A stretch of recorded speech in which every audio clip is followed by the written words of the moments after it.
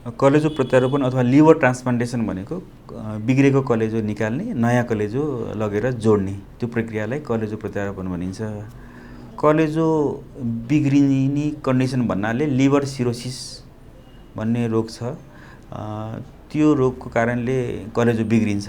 धेरै जसो मान्छेहरूलाई लिभर सिरोसिसको कारणले कलेजो प्रत्यारोपण गरिन्छ। लिभर सिरोसिस भनेको कलेजोको कोशिकाहरूमा जालो परेर कलेजो कडा हुँदै गएर कलेजो चाहिँ खुम्चिन थाल्छ है। त्यस्ता बिरामीहरूको केही समय अवधिमै कलेजो पूर्ण रूपमा ड्यामेज हुन बेर लाग्दैन। त्यस्ता बिरामीलाई समयमै पत्ता लगाएर त्यो कलेजो निकाल्ने अनि जीवित मान्छेको कलेजोको केही भाग अथवा मृत मान्छेको कलेजो निकालेर उहाँहरूलाई प्रत्यारोपण गर्न सकिन्छ। नेपालमा कलेजो प्रत्यारोपण सेवा 2016 भनेपछि अहिले त 26 भयो, 10 वर्षदेखि सुरु भइसकेको छ है। 10 वर्षको अन्तरालमा यहाँ धेरै ट्रान्सप्लान्टेसन भयो। लगभग 100वटा जति ट्रान्सप्लान्ट भइसक्यो नेपालमा। हुन त 100वटा भने पनि यो एकदमै स्लो मुभमेन्ट हो। अब अहिले हेर्दाखेरि सबभन्दा सुरुवात चाहिँ मानव अङ्ग प्रत्यारोपण केन्द्र भक्तपुरमा सुरुवात भएको थियो। त्यस्तै हुँदै त्रिवी शिक्षण अस्पतालमा भयो दोस्रोपल्ट। तेस्रोपल्ट हुँदाखेरि चाहिँ private hospital medical college Chitwan medical कलेजमा पनि भएको थियो।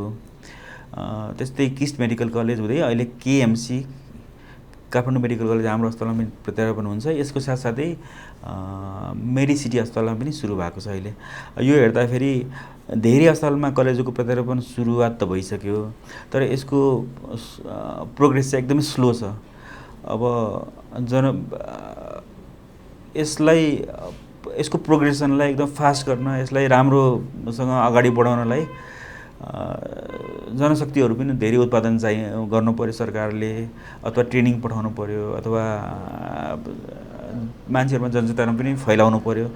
यस्तो कलेजो बिग्रिसकेको मान्छेलाई प्रत्यारोपण गरेर उहाँहरूले नयाँ जीवन पाउनुहुन्छ भनेर उहाँहरूलाई पनि जानकारीमूलक कार्यक्रमहरू गर्दै गइयो भने चाहिँ यसको प्रोग्रेसन होला कि।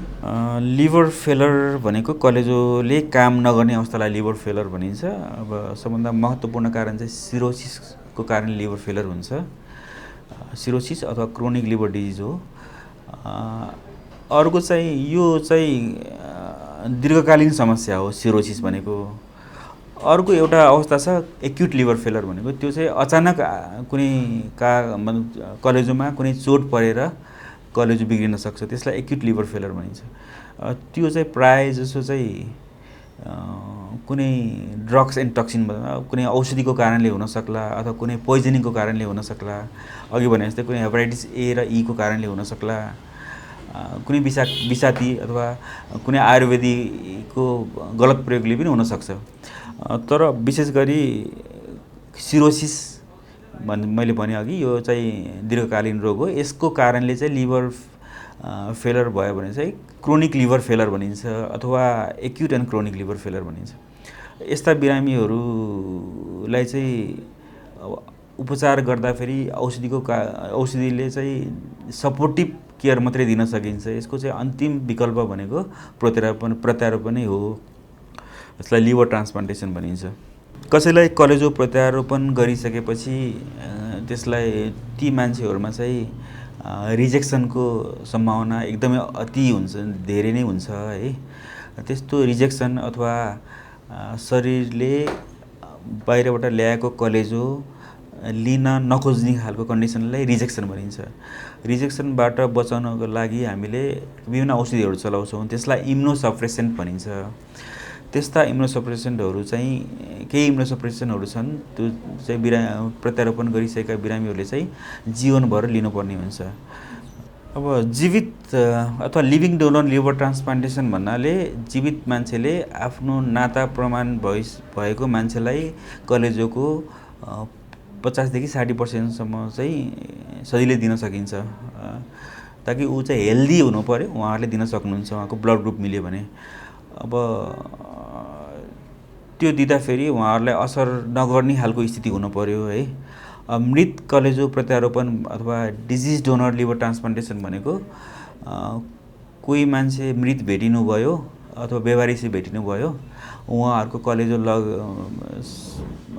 समयमै निकाल्न सकियो अथवा प्रत्यारोपण गर्ने संस्थाको डाक्टरहरूले समयमै निकाल्न नसकेर आफ्नो लिस्ट गरेको डाक्टर भनौँ न बिरामीहरूलाई प्रत्यारोपण गर्ने प्रक्रियालाई डिजिज डोनर लिभर ट्रान्सप्लान्टेसन भन्छ। त्यो मृत मान्छेबाट पनि कलेजो निकालेर प्रत्यारोपण गर्न सकिन्छ। अब दुईटामा फरक त खासै केही भएन। जीवितमा चाहिँ अलिकति कम्प्लिकेटेड हुन सक्ने हुन्छ, किनकि त्यसमा चाहिँ एउटा दिने मान्छेको पनि लिभिङ डोनर भन्छ, जीवित हुनुहुन्छ, उहाँको अवस्था पनि बिग्रिन हुँदैन। त्यसमा त्यो लिने मान्छेको पनि अवस्था आफ्नै ठाउँमा आउँछ। अब तर डिजिज डोनर अथवा मृत मान्छेबाट लिने कलेजोमा चाहिँ अलिक केही सहजता चाहिँ हुन्छ डेफिनेटली। अब नेपाल सरकारको विधानअनुसार विभिन्न नाताहरू प्रमाण भएको खण्डमा चाहिँ उहाँहरूले चाहिँ आफ्नो बिरामी अथवा ट्रान्सप्लान्ट गर्न पर्ने कन्डिसन भएको आफ्नो नाता भएको बिरामीलाई उहाँहरूको कलेजोको केही भाग दिन सक्नुहुन्छ। तर त्यो चाहिँ आफ्नो नेपाल सरकारको नियमावलीभित्र पर्नुपर्ने हुन्छ। उहाँहरूलाई नेपाल सरकारले स्वीकृति दिएको खण्डमा अब संसारभरि हेर्दाखेरि कलेजो प्रत्यारोपणको सफलता हेर्दाखेरि लगभग 90 देखि 95% सक्सेस रेट छ। नेपालको कन्डिसनमा पनि हेर्दाखेरि लगभग 85% भन्दा बढी नै छ। अब नर्मली हेर्दाखेरि कलेजो प्रत्यारोपणको सफलता मापन गर्दाखेरि कलेजो प्रत्यारोपण गरेको 1 वर्ष, कलेजो प्रत्यारोपण गरेको 5 वर्ष, कलेजो प्रत्यारोपण गरेको 10 वर्ष भनेर यसरी मापन गरिन्छ। यो 1 वर्षको कुरा गरेँ मैले। प्रत्यारोपण गरेको 1 वर्ष हेर्दाखेरि संसारभरि हेर्दाखेरि 90-92% सक्सेस रेट छ। नेपालको पनि 85% भन्दा बढी सक्सेस रेट छ। अघि मैले भने मेन पावरको चुनौती छ एउटा, है। पर्याप्त मेन पावर हामीसँग छैन। हामीले केही सहयोग लिनुपर्ने हुन्छ। प्रत्यारोपणलाई हामीले ठिक पारिसकेपछि विदेशबाट अथवा इन्डियाबाट हाम्रो ट्रान्सप्लान्टलाई सपोर्ट गर्ने टिम बोलाउनु पर्ने हुन्छ। टिमको केही मान्छेहरू बोलाउने गरेका छौँ। अथवा टिचिङ अस्पतालमा त आफै पनि सुरुवात गरिसक्नु भएको छ उहाँहरूले। अब तर यसो हेर्दाखेरि जुन रूपमा प्रत्यारोपण स्लो गतिमा, धीमी गतिमा बढिरहेछ, त्यसले चाहिँ हाम्रो लिभर बिग्रेको मान्छेलाई त्यो पर्याप्त छैन। अब यसको लागि पर्याप्त मेन पावर, पर्याप्त टेक्निकल सपोर्ट अथवा सरकारले पनि त्यही अनुसारको अरू बिरामीहरू हुन्छन्, जस्तै क्यान्सरका बिरामी, किडनीका बिरामीहरूलाई केही सहुलियत दिएको छ, केही भनौँ न फाइनेन्सियल सपोर्ट गरेको छ। त्यसरी नै लिभर ड्यामेज भएका बिरामीलाई पनि सपोर्ट गरिदिने हो भने सरकारले यसको रेट पनि बढ्थ्यो र बिरामीहरूलाई पनि सहज हुन्थ्यो। हामी कहाँ अहिलेसम्म 6 वटा ट्रान्सप्लान्ट भइसक्यो। हामीले एभरेज निकाल्दाखेरि एराउन्ड 30 लाख जस्तो, 30 देखि 32-35सम्म हुन सक्ने सम्भावना हुन्छ। एराउन्ड 30 लाख जस्तोमा हामीले प्रत्यारोपण गर्ने गरेका छौँ। यो खर्चमा चाहिँ सरकारले चाहिँ केही सहयोग, यसमा केही सरकारको केही सहयोग छैन। इन्टायरली के अरे बिरामी अथवा बिरामीको परिवारले खर्च गर्नुहुन्छ। अब हाम्रो संस्थामा चाहिँ हाम्रो अस्पतालको अध्यक्ष हुनुहुन्छ डाक्टर सुनिल शर्मा, उहाँले चाहिँ केही सहुलियत दिएर हाम्रो चाहिँ अरू संस्थाहरूको भन्दा केही सहुलियत छ। प्रत्यारोपणलाई चाहिने उपकरण सबै हामीसँग छ। सब हाम्रो सेट पनि छ। हामी कहाँ हप्तामा एउटा ट्रान्सप्लान्ट अथवा प्रत्यारोपण गर्न सक्ने अवस्थामा छौँ हामी। कलेजो एकदम महत्त्वपूर्ण अङ्ग हो। यो मान्छेको शरीरमा पेटको माथिल्लो भागमा दायाँपट्टि हुन्छ।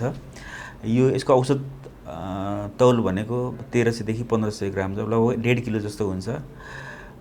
यो किन महत्त्वपूर्ण छ भन्दाखेरि यसले सबभन्दा खाना अथवा केही पचाउने काम चाहिँ सबभन्दा बढी सक्रिय रूपमा भूमिका कलेजोले गर्छ।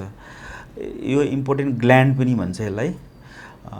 मान्छेमा खाना पचाउने, औषधि पचाउने, चिल्लो पचाउने, पित्त बनाउने, अनि शरीरमा प्रोटिनको सञ्चित गर्ने, अनि भोक लगाउने सबै कलेजोको कारणले नै हुने हो। त्यही भएर कलेजो एकदम स्वस्थ राख्नुपर्ने जरुरी छ। कलेजो बिग्रियो अथवा कलेजोमा सङ्क्रमण भयो भने त्यसलाई हेपाटाइटिस भनिन्छ। दीर्घकालीन हेपाटाइटिस अघि मैले भने जस्तै क्रोनिक हेपाटाइटिस बी र सी को कारणले हुन्छ। यसबाट बच्न समयमै जाँच गर्न पर्ने हुन्छ। समयमै जाँच गर्न सकियो भने सङ्क्रमण भएको खण्डमा पनि यसको उपचार हुने भएकोले भोलि गएर लिभर सिरोसिस भन्ने समस्याबाट बच्न सकिन्छ। दोस्रो कुरा, कलेजोको रोगै लाग्न नदिन अरू मान्छेहरूले भने जस्तै स्वस्थकर खानेकुरा खान पर्यो, बढी भेजिटेबल्सहरू अथवा तरकारी जन्य चिजहरू बढी सेवन गर्ने, फलफुल खाने, दैनिक व्यायाम गर्ने। अत्याधिक मोटोपना छ भने समयमै यसको तौल घटाउनु पर्यो, किनकि अहिले आएर अत्याधिक तौलको कारणले कलेजो बिग्रिने रेट चाहिँ एकदमै बढिरहेछ संसारभरि। धेरै डायबिटिजको अनकन्ट्रोल डायबिटिज छ अथवा धेरै सुगर बढिरहेछ भने त्यसले पनि कलेजो ड्यामेज गर्न सक्ने हुनाले त्यो पनि कन्ट्रोल गरेर समयमै त्यसलाई सुधार्न सकिन्छ। त्यस्तै कोलेस्ट्रोलका बिरामीहरू हुनुहुन्छ भने त्यसको पनि कन्ट्रोल राख्न पर्यो, ताकि समयमै त्यसले गर्दाखेरि कलेजोलाई बिगार्न नसकोस्। अर्को कुरा भनेको खोपको कुराहरू आउँछ। अब हेपाटाइटिस बी को ए को खोपहरू बजारमा सजिलैसँग पाइन्छ, खासै महँगो पनि हुँदैन। अब पुरानो कलेजोको रोगी हुनुहुन्छ अथवा फ्याटी लिभरका बिरामीहरू हुनुहुन्छ भने उहाँहरूको कलेजो कमजोर हुनसक्छ। त्यसैले उहाँहरूलाई हेपाटाइटिस ए र बी को सङ्क्रमण हुन नदिन। यो दुईटा खोप सजिलैसँग एभाइलेबल पाउने भएकोले यो खोप लाउन सकियो भने अरू रोग कलेजोमा अरू रोगहरूबाट हुनबाट पनि बच्न सकिन्छ। त्यसै अन्तिममा मदिरापान अथवा रक्सी सेवन हाम्रो देशमा सबभन्दा महत्त्वपूर्ण कलेजो बिगार्ने कारक भएकोले यो चाहिँ यसलाई घटाउँदै जान पर्यो, यसलाई कम गर्दै जाने हो कि यसलाई बन्द त गर्नै पर्यो, ताकि भविष्यमा गएर यसबाट हुने hepatitis, chronic liver disease, cirrhosis र अन्त्यमा कलेजोको क्यान्सरबाट बच्ने उपाय यो सबभन्दा महत्त्वपूर्ण यिनै नै हुन्।